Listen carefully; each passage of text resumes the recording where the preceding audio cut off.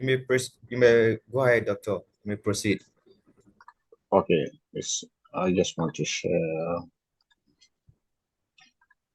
Bismillah, wassalatu wassalamu ala rasulillah, Sayyidina Muhammadin wa ala alihi wa sahbihi ajma'in. ربنا افتح بيننا وبين قومنا بالحق أنت خير الفاتحين. Okay, we are resuming again our Imam Ghazālī session, our reading session on Imam al-Ghazālī Abu Hamid, on his book, a brilliant book entitled Al-Munqidh min al-Ḍalāl. Of course, we've been having this session for pretty while now, yeah. Maybe probably I need to refresh your mind since it's been a while since we had this session. It's good to, in a way, make sure that we refresh our mind and stay in tune. Otherwise, al-Ghazālī sometimes is a bit difficult to understand. Yeah, so as time, the idea of Munqidh min al-Ḍalāl itself is, in a way, classification of knowledge. Yeah, of course, Imam al-Ghazālī did not put it that way. That when you read the book from A to Z, you come to realize that it was about classification of knowledge. Of course, the book is about his journey to, from Iraq to where he was a professor of the Nizamiya institution, where he left for Sham in general. First, he went to Syria, where he spent a while in the Umayyad Mosque. It is even narrated that his Ihya was written while being in exile. Yeah, it was a trip. It was a self kind of searching kind of trip journey. Because at the time, when he was in Iraq, he felt that all what he was doing was not for the sake of Allah. So there was some sort of like a spiritual void. He was one of the most, I would say, famous figure, celebrity in Islamic scholarship at the time. Absolutely, he was probably along, few scholars that were prominent at the time. But he found that, wow, I was not doing it for the sake of Allah. I was doing it for the sake of self, for the sake of promotion, for the sake, as we do it right now at our very institutions. Then he decided, of course, to move, to go from Iraq to Palestine, to first to Syria, in order to reconnect with Allah, in order to purify, himself, a journey of reconnection, connection with Allah subhanahu wa ta'ala, because he felt that there was a time where he lost the connection totally. And this is what we need to do. This is a lesson for us that someone, we are human beings, we can be carried away by many things like dunya. This is how we are, whether we like it or not. It's always good for someone, even spiritually, psychologically, to try to go away alone and try to contemplate, to reconnect with Allah subhanahu wa ta'ala. This is what Imam al-Ghazālī did when he went on his journey to Sham, the Sham area. Sham includes, of course, today's Syria, Palestine, Jordan, and Lebanon. So these are the Shami kind of countries. And Imam al-Ghazālī, rahmatullahi alayhi, went first to Syria, in his reconnection kind of journey, search kind of journey, and even to Masjid Umayyah, where he spent a while. Even his project of his Ihya Ulumuddin started when he was in Sham, and some people say that even he completed the whole manuscript of Ihya Ulumuddin, his magnum opus, the magnum opus of Imam al-Ghazālī, undoubtedly was, way completed in Ihya Ulumuddin. Some narrations say that. Some narrations also say that he started writing it, putting the structure when he was there. Then, of course, because of this journey of reconnection, he went back. He traveled back again to Palestine, and spent a great deal in Palestine. Then from Palestine to Mecca, for Hajj, in order for the reconnection, self-reconnection, the reconnection with divine reconnection. So as to complete that, he went all the way to, of course, to Mecca, and he did Hajj. After the Hajj, he was compelled to go back to Iraq, not because the Khalifa then, his relationship with the Khalifa was really good, not because the Khalifa forced him to come back, but rather because he felt that, wow, he still needed in Iraq, because he was the renowned, the most prominent scholar at the time, leaving the Ummah alone without a brain, without a processor, was not something that he would love. So he had to go back.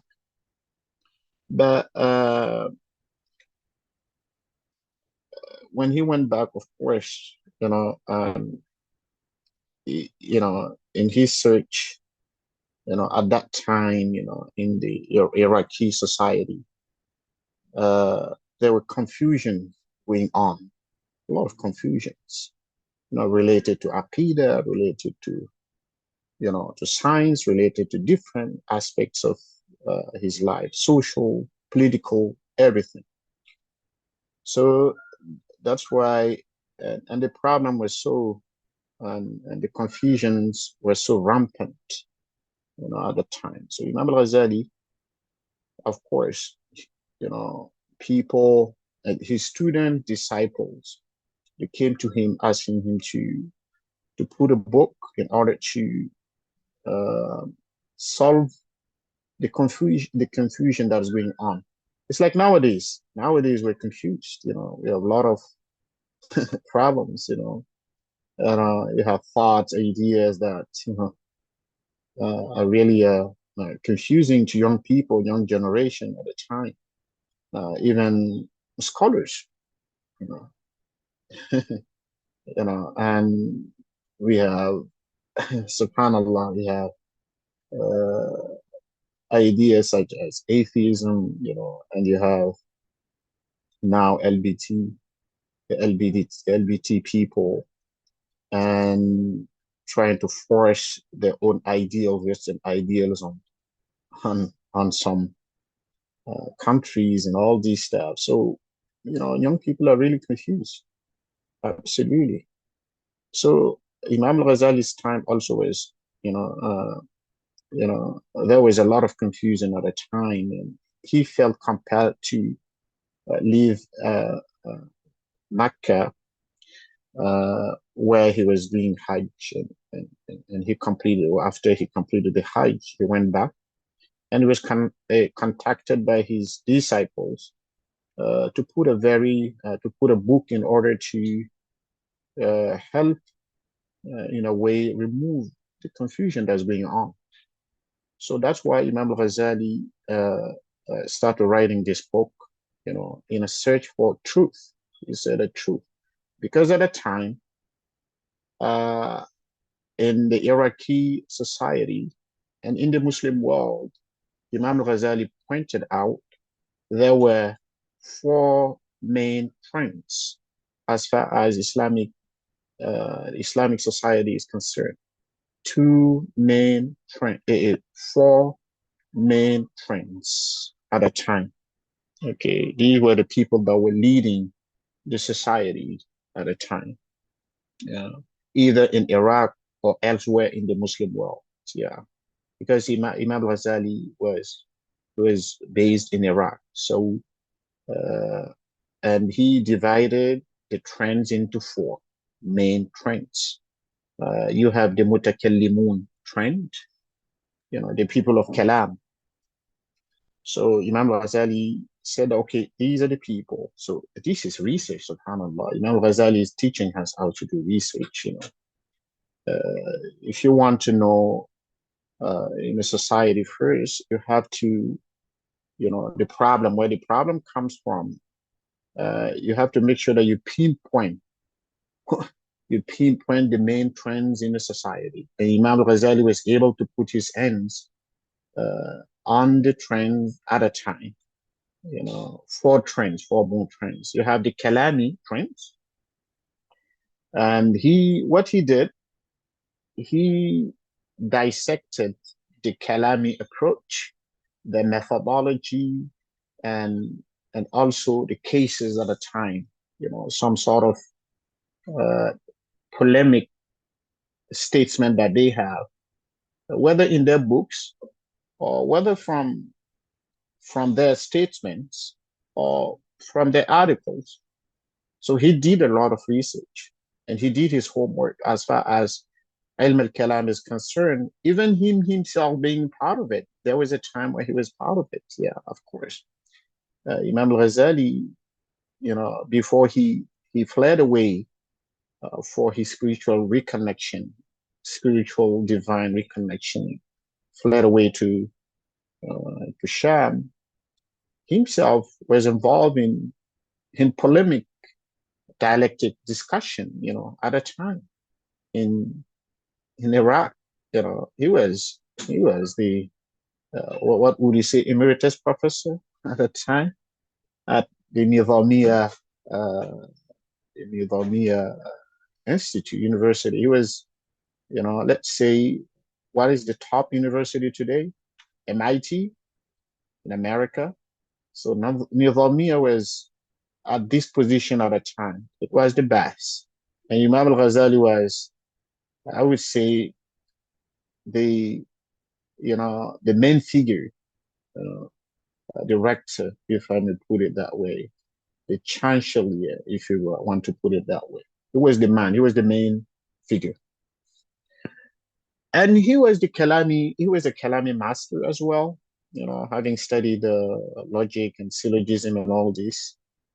And he's got a brilliant book in Kalam, al-Iqtisād fil i'tiqād, a wonderful book, brilliant book, well articulated. So Imam al-Ghazālī, he did his research. Despite all this, in order to be, unbiased, in order to be objective in his search, he looked into, the Kalami's approach. And he studied the Kalam approach well. And he ended up saying, so look, first, he classified the trends in the society, four trends. So he picked first the mutakallimin. He dissected it, he broke it down into pieces, he analyzed it, and he came up to conclusion that Kalam is okay. Kalam is a very good approach, not very good, it's an okay approach. If you listen to his tone, is an okay approach. It's not bad as far as searching truth is concerned. But he would say that Kalam is not something to be depend on 100%. as far as seeking the truth is concerned. You understand? So that's why he said asnaf of talibin. He said asnaf of talibin, the types of people who go after truth. If you want to go after truth, then at that time you have these four trends, and kalam is one of them. And he said that kalam is an okay approach. Unlike people sometimes talking about Imam al-Ghazālī being what I would say an orthodox kind of kalam. Imam al-Ghazālī does not really consider kalam as an approach to the truth solely.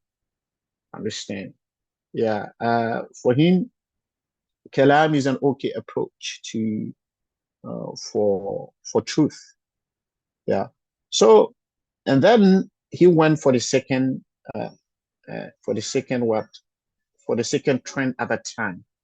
There was a philosophical, rational kind of trend at that time as well. You had the Kalami. Yeah, Kalami is also to some extent rational.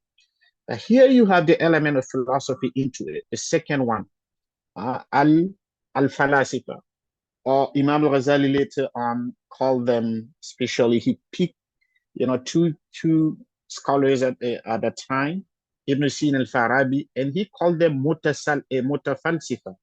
Of course, when we come to that, I will tell you why the word mutafalsifa has a derogative kind of connotation. Saying that someone is mutafalsifa, meaning that they are not really philosophers, but they are like what they call it again? They are pseudo philosophers. They are not philosophers in the full sense of the word, but they pretend to be so.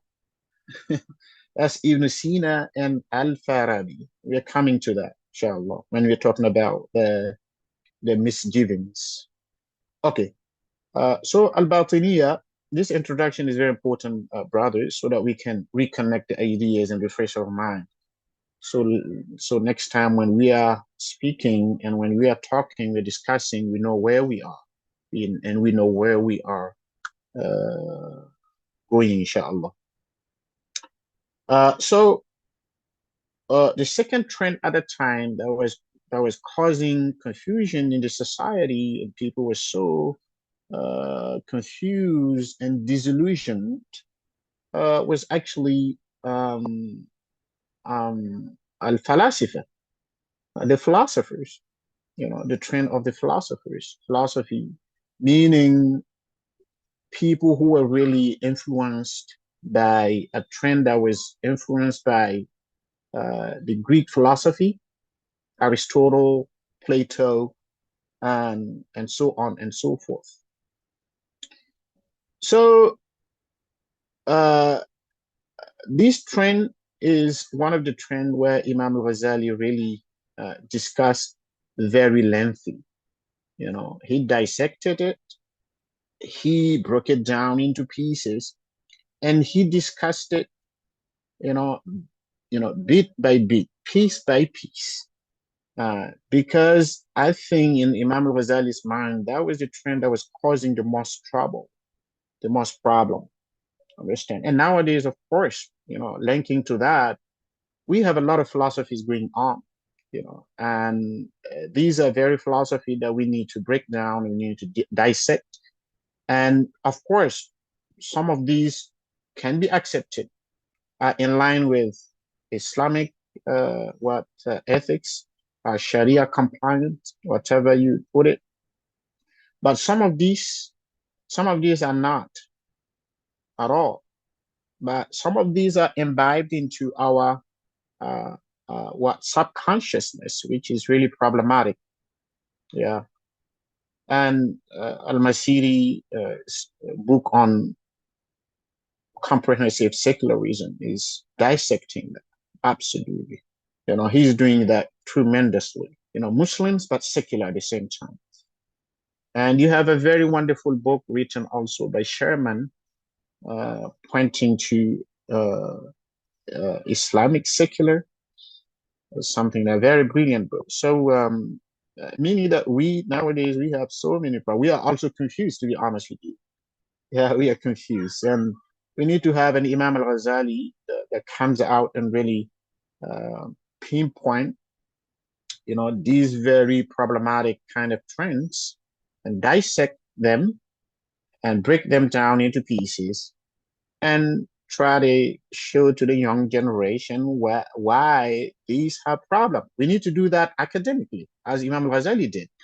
You cannot just come out and and say profanity and start insulting people and blaming people. No, you can't do that. Blame is not the solution. The solution is scholarship, pure scholarship. Absolutely. This is what Imam al-Ghazālī did brilliantly. And nowadays, I think that, we've not been able to do a lot. Yeah, yeah, yeah. Academia has not been able to really be honest and try to, yeah. So this is my own observation as far as this is concerned.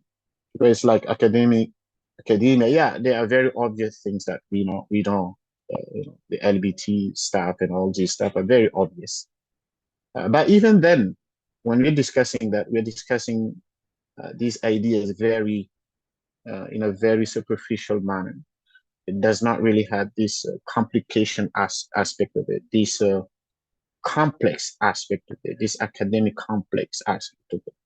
This is how you need to do things, because this is how the Western mind is. Mostly, people who are educated, if you don't discuss stuff in a very complex manner, they won't take you seriously at all. Imam al-Ghazālī did that at a time. So this is a lesson for us to learn. So he picked on the philosophers, and of course, when he picked on the philosophers, within the philosopher's trend, he divided the approach, or let's see, the sub-trends, within the within the philosopher's trend, he divided also, he classified the trend within that trend, sub-trends. Okay? So you have the Dahriyun, he named them Dahriyun. The Dahriyun today, we would say secularism. Dahriya is secularism, absolutely. Secularism, man being, the center of everything, humanism, you understand, and religion is out and separating religion from all aspects of life. Religion is a personal, private matter. Religion stays at home, stays probably in the mosque, in the church, in temples, but it has no effect in our day-to-day life. When we're doing politics, religion should be out. When we're doing, social stuff, religion should be out. So this is what basically Dahriya is all about. Understand? So of course, Imam al-Ghazālī pointed it out. That trend was there. And this is within the Muslim society, by the way.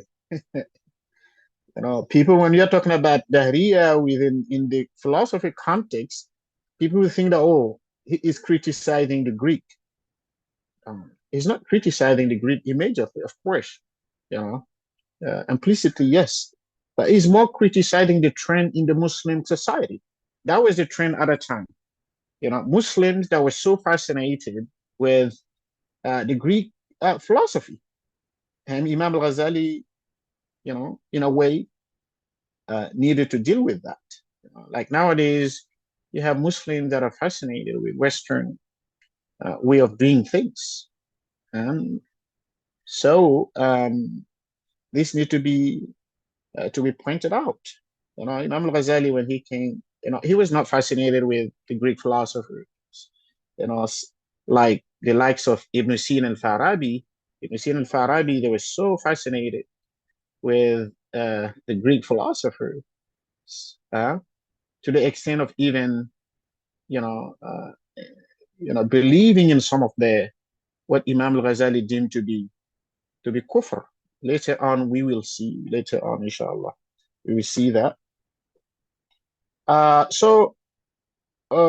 al-Ghazālī, in a way, picked on the philosophers and the Dahriya, and because Dahriya was a trend within the Muslim society. Like today, we have secularism within our own society. You know, we have postmodernists within our own society. You know, using Western tools, and fascinated with Western tools. Even when you do research, academia is all about Western way of doing things. Whether we like it or not, this is how it is. And all these tools also have what Al-Masiri calls, have in them hidden epistemologies, So there is no any way of doing things without any epistemic, what would say epistemic connotation to it. It's all epistemic. So Imam al-Ghazālī discovered that, early on, that, the Dahriya has this epistemic kind of thing in it. So he refuted it. He said Dahriya is not something that we Muslims should have in our society. It does not really comply, it does not go hand in hand with the Islamic way of doing things.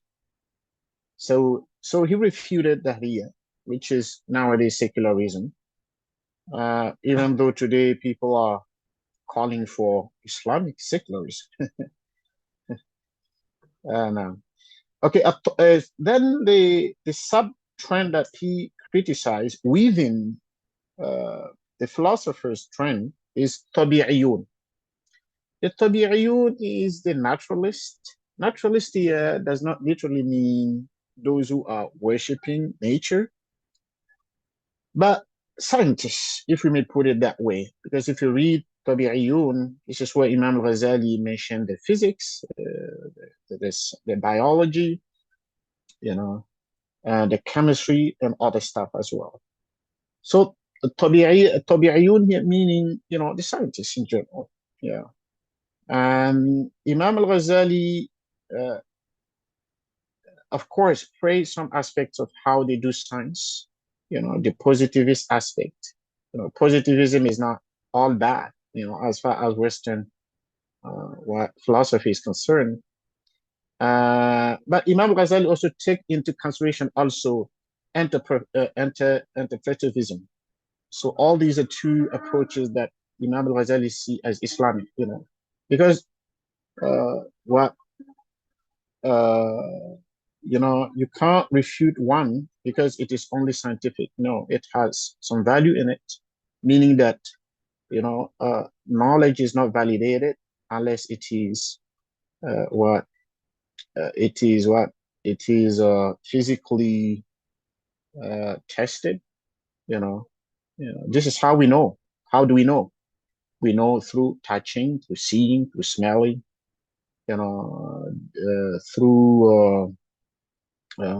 so this is empiricism, I understand. So we are empiricists in nature, whether we like it or not. So Imam Ghazali see that there is no problem in empiricism, in the full sense of the word, and that there is no problem with science. But the only problem with science, epistemic kind of thing in it, because science is not free. Imam Ghazali pointed it out. It's not value free. And it has value in it. It has philosophy. It has epistemology. This is where Imam Ghazali comes in and say, okay, science as a science is not a problem, and he even went far as that science is not something that, religion has nothing to do with it. It's not something that, religion can value to be bad or good, per se. Science is science, But science has epistemological underpinnings, epistemic underpinnings.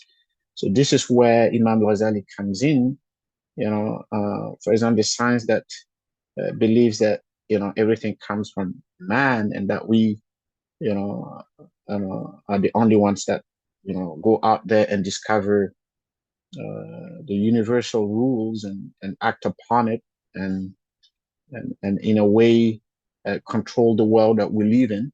That there is no God. God created some people. Let's say the good willers, we say that okay, God created the world and then resorted to rest. So he's not taking part anymore, and we are the ones that running the show. Or those who said, okay, God is dead, there is no God anymore. We are the ones. Either the good willers or the God deaders. Imam al-Ghazālī said, okay, this is the problem that makes science a problem in the first place. Understand? And also, one problem that Imam al-Ghazālī will say is that Muslims, those who are looking at the philosopher's science, the science that they do, and the accuracy of the science, and the fact that it is working, because science, these are two different things, and this is what we believe. We sometimes get carried away by the fact that science works. Okay, working does not necessarily mean the truth. Something can work, but it does not necessarily mean that it is the absolute truth. No, these are two different things. Reason why, because you keep on seeing that scientific theories are all changing, all the time. That shows that if something works, does not mean it is the absolute truth. These are two different things. There is no any logical connection between the two. It is working, therefore it is true, does not really have any logical value at all. Yeah.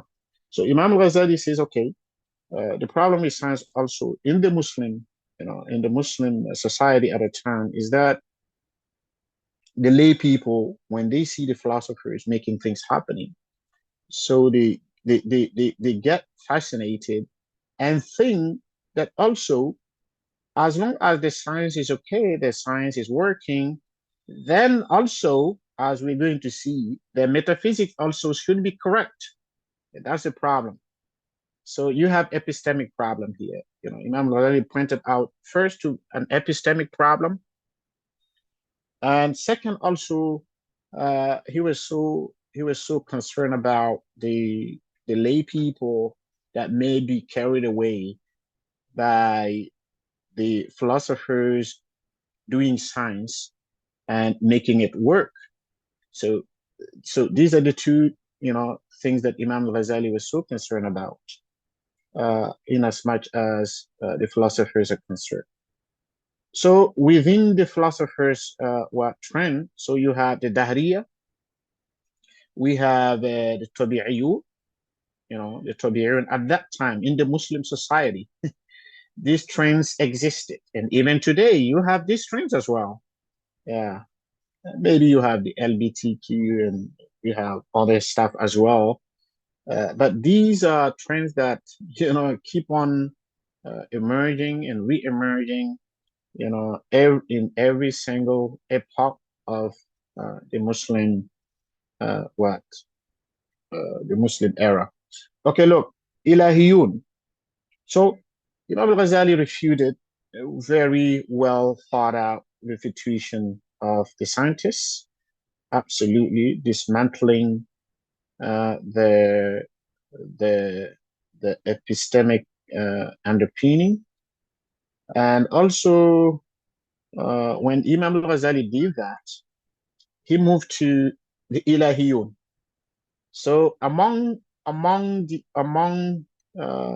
proponents of this trend, the philosophy trend, you had also the sub-trend that is Ilahiyun. The Ilahiyun are the metaphysicists.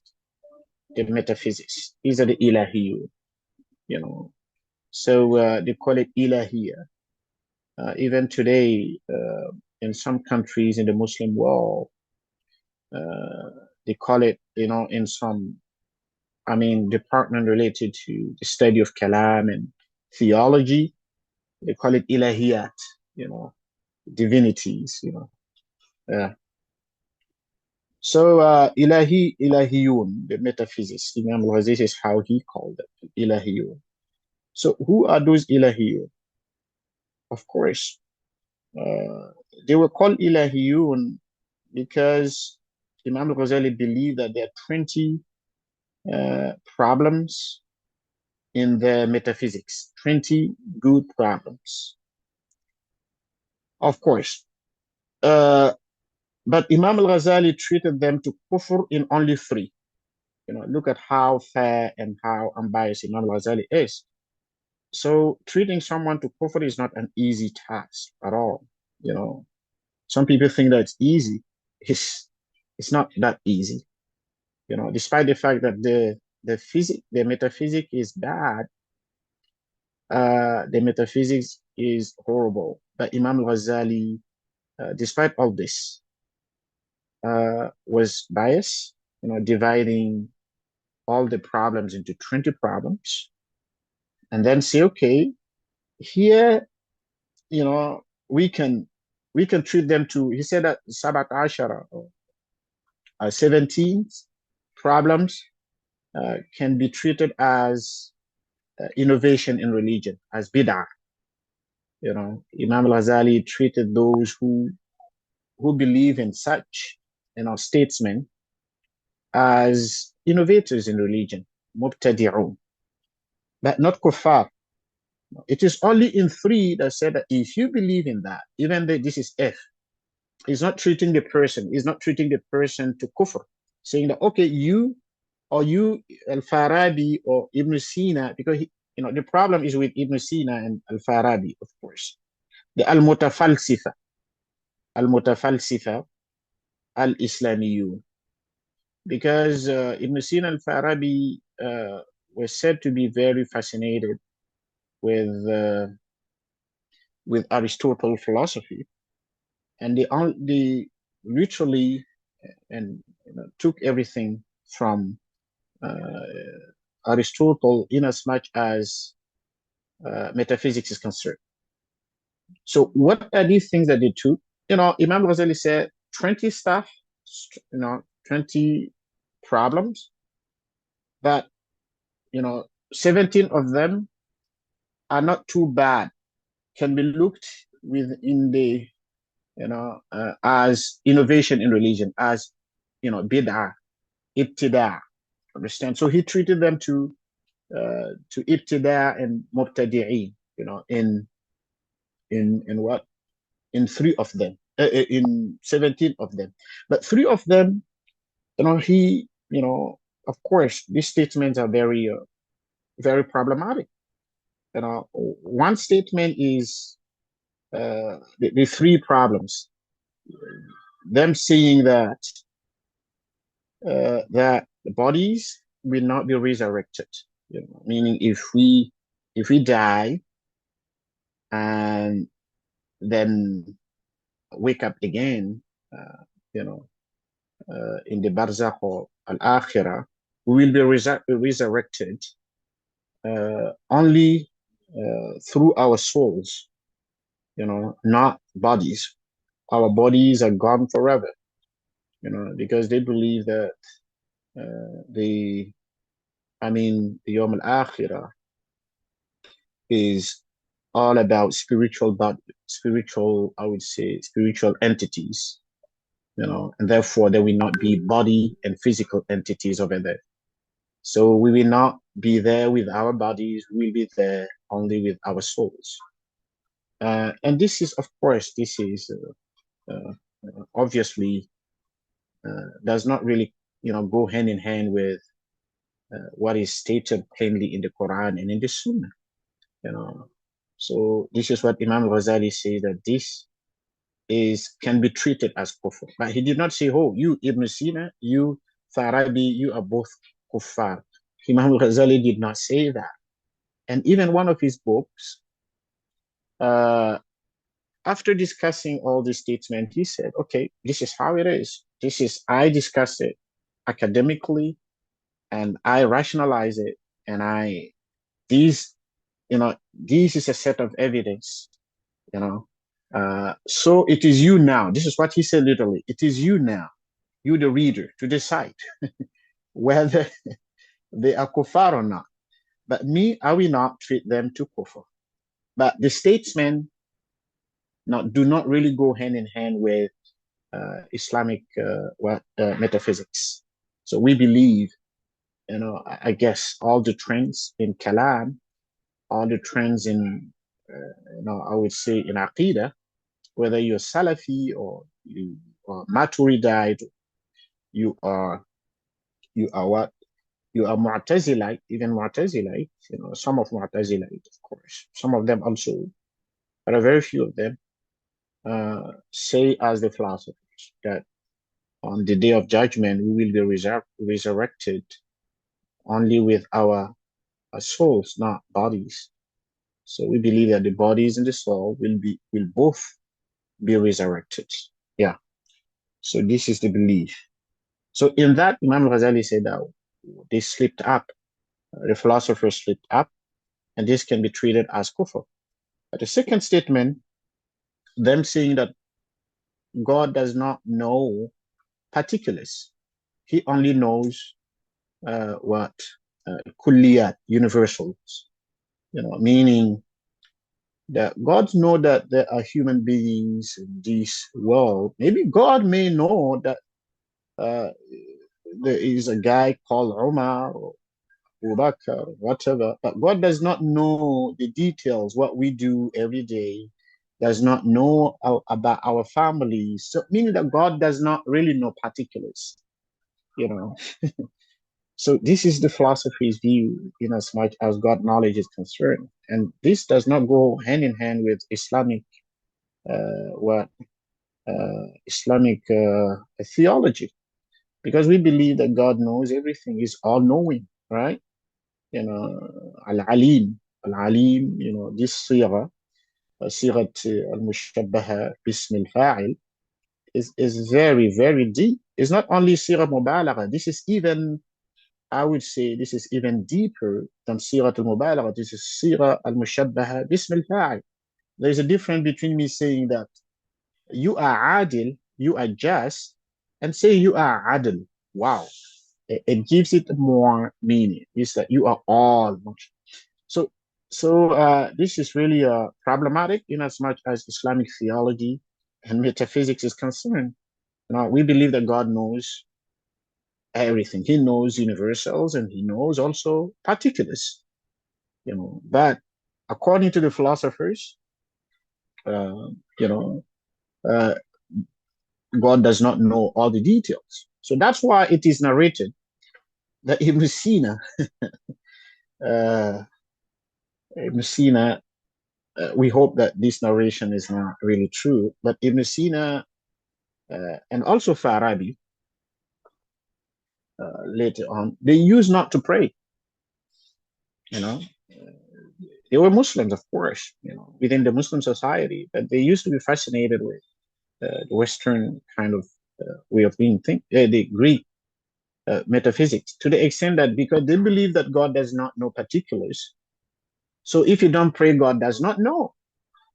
Okay, if you drink alcohol, if you drink wine, God does not know, because there are some narration that they used to do all this because they believe that, okay, and if you ask them why the lay people are doing it, they say that these are lay people, and in order to keep them in order, you need to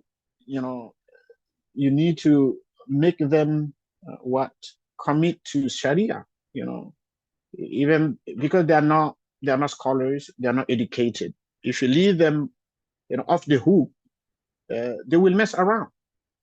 So you have to keep them in control. You have to keep them intact.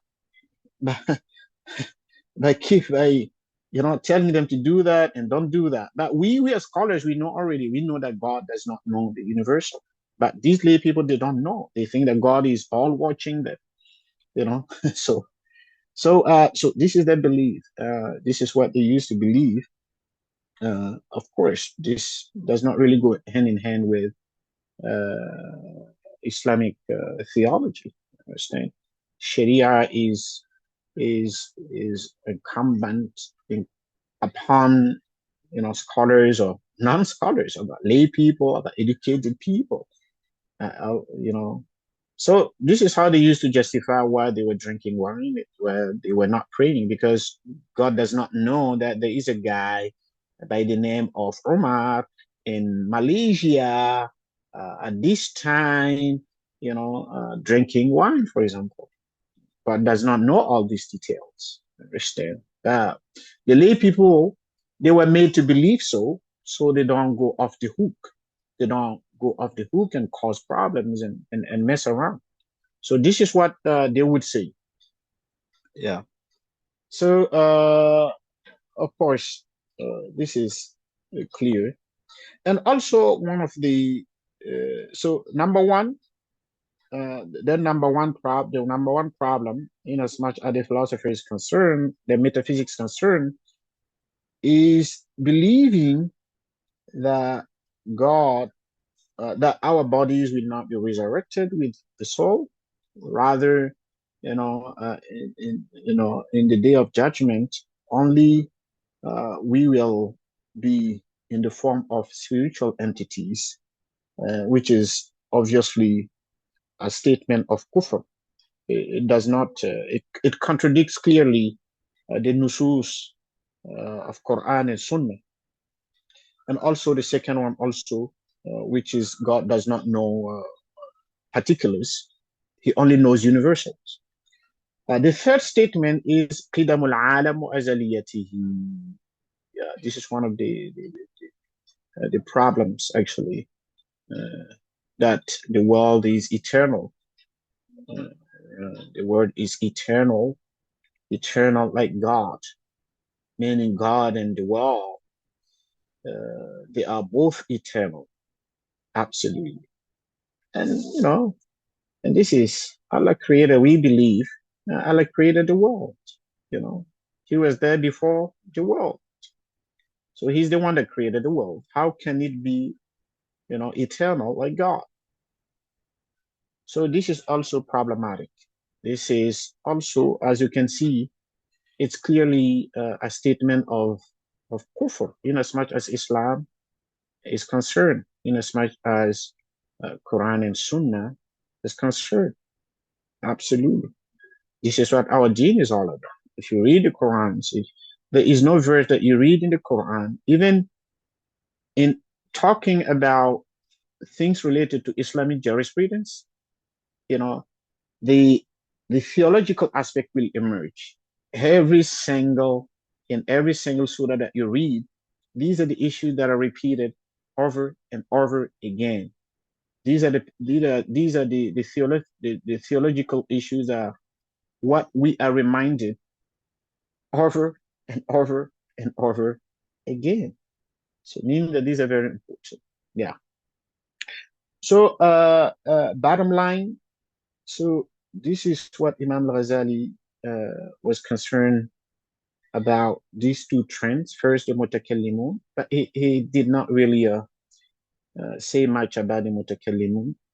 He only said that, okay, it's an okay approach, but it's not a complete, I would say, approach to the truth. Yeah. So the philosopher also, he talked about the philosopher. The philosophers also, in as far as they are concerned, he does not think that it is the way to truth. Absolutely. Of course, then he classified, their knowledge into, of course, into mathematics. Imam al-Ghazālī is very fair and very objective. He could have been a very good academic today. He would have been one of the most prominent academics in today.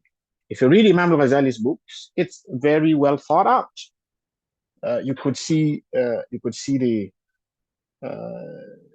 problem stated very, very clearly, and then you could see clearly the objectives, the questions, everything laid detailedly in a very meticulous way, subhanallah, as if he was today doing the sort of academic that we're doing, mashallah. May Allah forgive him, inshallah. And so he classified the knowledge into mathematics. Of course, he praised mathematics a lot. Absolutely. He praised mathematics a lot. And he said that mathematics is something a priori. It's not something that I can come out and say it's good or bad. You know, for him, it's a priori. You know, it's like a first value kind of thing. It's not something that we can judge and say, no, this is how we are as human beings. You know, we are mathematical. We are mathematical in nature. Okay, and then he said, okay, their knowledge is riyadiyat, mantiq. Of course, mantiq is logic, especially syllogism. He also praised syllogism, and he said that it is also a priori. Yeah. But he criticized the context, you know, the context of these, because philosophers were so good at mathematics and also logic. So the lay people, you know, seeing how I create mathematics and what and logic is, they can be carried away easily into believing that also the metaphysics also may be correct. Because how come they can be logically sound and mathematically wonderful and be bad in metaphysics? So this is how the lay people, this is how they think. Even in our societies now, you can see people reasoning in a very strange way. You know, to be honest with you, not only the lay people, but also even within academia, also sometimes the reasoning, sometimes is very strange. The way people reason shows that they lack that what is that basic critical thinking kind of skills. Absolutely, people are very difficult to debate today because they don't have basic grounds. They don't have basic logical kind of ground. So getting into discussion with them even it's really difficult. Okay, this is it. So now he also say, okay, of course we talk about science, and he criticized the epistemic underpinning of science, ilahiyya, metaphysics, and politics. Amazingly enough, Imam al-Ghazālī did not really criticize the politics, and he said that politics is okay because he believed that the ethics, governing politics is this ethics is taken from prophets before them. This is what Imam Ghazali believes. So they were doing politics based on what prophets did before them. Understand? So he did not have that really problem with politics. He did not even dwell on it. He did not even take time on it. You know, politics was not so important because probably he believed that politics is something more technical. It should be left to people to see how they can do things. So this need to be confirmed. Research need to be done on that. Yeah. And he said that, you know, of course, the ethics. And he did not criticize the philosopher's ethics, you know, amazingly enough. I don't know why, because he believed so that the ethics also must have come from what? From prophets, you know. So meaning that the ethics is also prophetic, you know, meaning that they copied prophetic ethics. I mean, prophets before them, not prophetic here does not mean Muhammad sallallahu alaihi wasallam, but they took the ethics from, you know, the prophets before Muhammad sallallahu alaihi wasallam. So in that, he said that even the ethics is not a big deal. So meaning what is a big deal here is the ilahiyya, the metaphysics and science. Science, in a way, the epistemic underpinning, you know, the ideas that are there, the values that are there. This is what is problem in science. Understand? You know, believing that God is out. We are the one controlling the world, and believing that that the nature should be exploited, bringing in Darwinism, the survival of the fittest, all these theories into science. This is what makes it problematic. This is what makes it epistemically problematic. And this is what Imam al-Ghazālī criticized. But science per se, doing science, doing experiments, discovering things. So this is within the realm of what we're supposed to do as Muslims, There is no, Imam al-Ghazālī said that there is no problem with that at all. Absolutely. Yeah. So I think I have summarized everything. This is the introduction, of course. So now, so far, we have dissected, since the beginning of this session, the beginning of reading this book, we've touched upon the mutakallimun and also the philosopher, and we are yet to talk about the al-Batiniyya, because al-Batiniyya also was one of the trends at the time. Al-Batiniyya, al-Batiniyya, you may call them today what we have, the Shia Ithna Ashariya is among it, because it depends on the idea of Imamiyya, the Imam al-Ghaib, the absent Imam, who is representing, God and Prophet on earth. And today we have the Iran Shia in the body of what they call it, the Wilayat Faqih. He is actually working on behalf of, they call it, because Shia, there was a time Shia was divided into the red Shia and black Shia.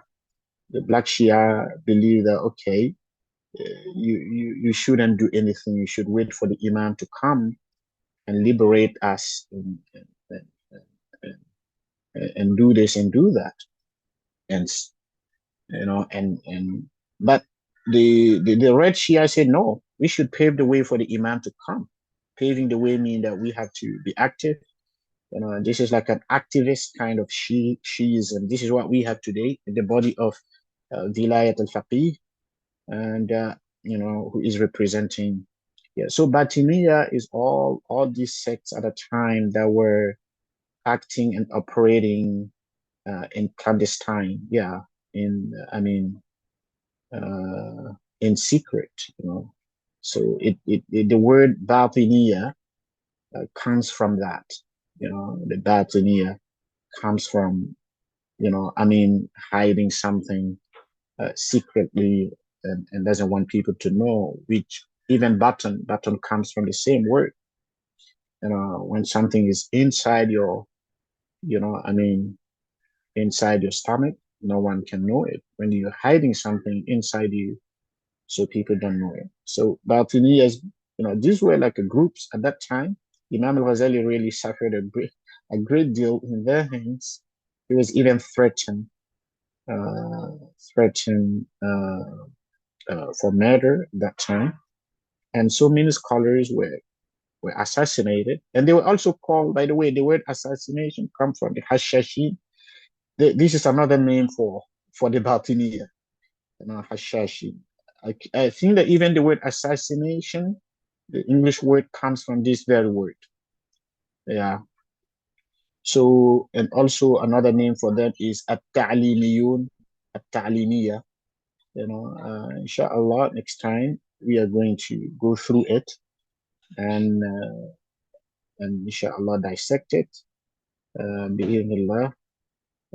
give somehow like a historical background where they started, and discuss also etymologically what the word ta'lim means, and the Batiniya, Shia, the Ithna Ashariya, the Imam, the Imamiyya, all these jargons, where do they come from, and how they developed to become a trend in the Muslim world at that time and until today. Yeah, so it's part and parcel of the Islamic civilization, Islamic, fabric. So it's a trend. It's an old, and at the same time, modern trend that we need to understand, inshallah. So to this, inshallah, I stop here. And next time, inshallah, we'll listen to Imam Ghazālī talking about the ta'limis and their belief and so on and so forth. Okay, I will stop here. And if there is any sort of question, any comment, in whatever, I am. I think there's a question. All Uh, right, Let me read it out. please. I mean, so someone is asking, how can Muslim students engage critically with philosophy in a non-Muslim academic environment without becoming confused about their faith or losing their Islamic worldview?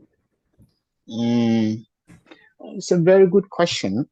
I think first thing what you need to do your homework because you want to engage, effectively. If you really want to engage effectively, then you need to know your background. You need to know the Torah. You need to do your homework. You need to study very well. Absolutely. You need literally to study. You need to go through, let's say, uh, if I don't know if you have to find a sheikh or not, but it's a lot of work to do because engaging does not necessarily mean, because to be honest with you, our universities today are what I would say like a curriculum based, like a credit hours kind of based. You study what I would say a bit of everything, in as far as Islamic studies are concerned. So I would advise you, if you're serious enough, you're living within non-Muslim community and a majority Muslim community and afraid of you not engaging effectively, then you have to do your homework. That's it. You have to study the Torah. There is no way. There is no shortcut. You have to go through,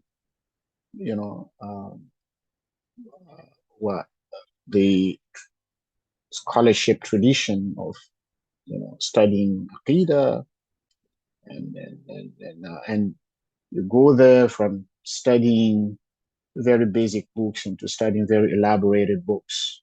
This is where they teach you how to tackle different sort of ideas, how to debate. We learn that when we were at school.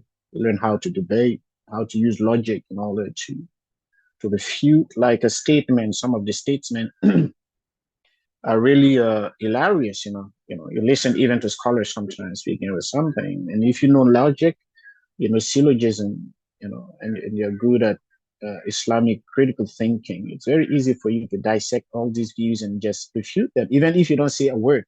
Sometimes you don't even need to say a word. Sometimes you just listen to people talk and say, what?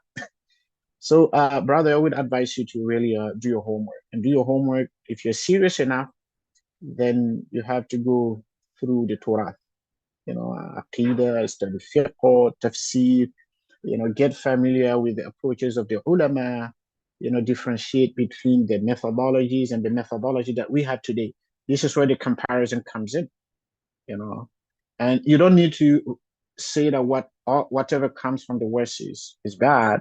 That is just a comparison. You will even find that sometimes there is like a coincidence.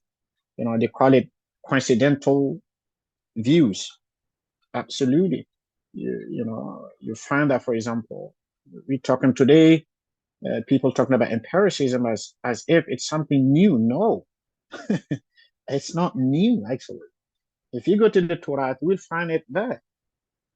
Today we're doing quantitative, qualitative research. It was there. It was all there. It's not something new. Maybe the naming, the labeling has changed.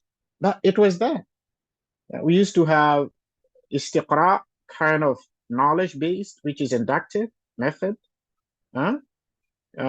And we use also to have deductive method, which is more scientific method.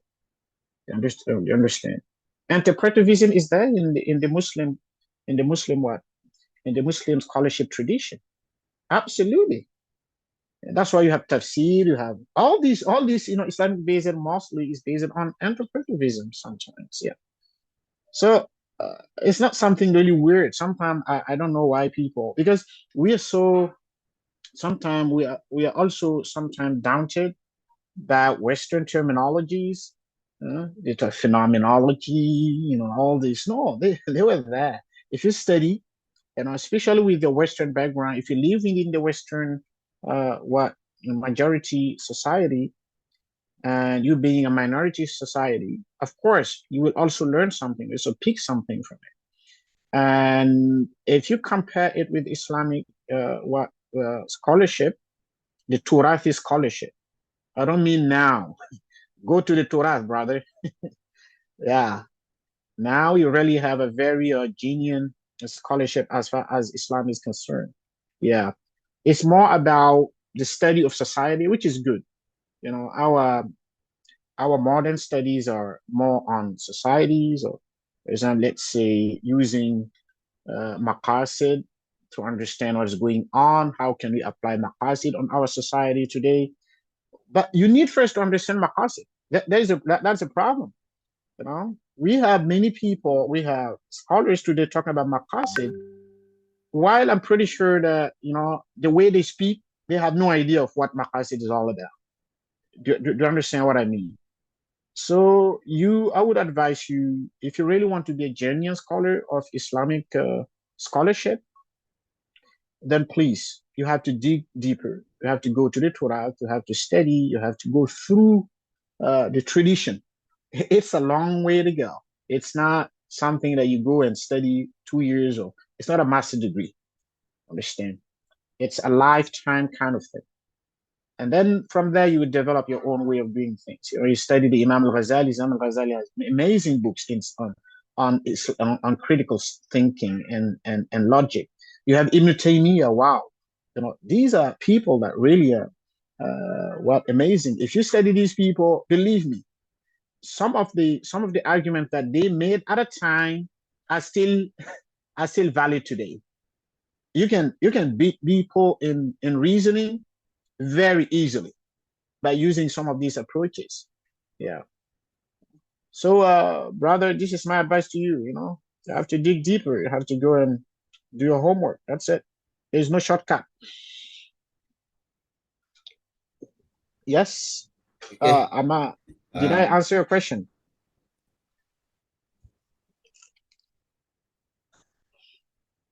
Yes. Yes, you answered my question. Thank you very much, sir. You're welcome. Yes. Do you have more questions, or that's it? That's it. Okay. Okay. Okay. Appreciate it.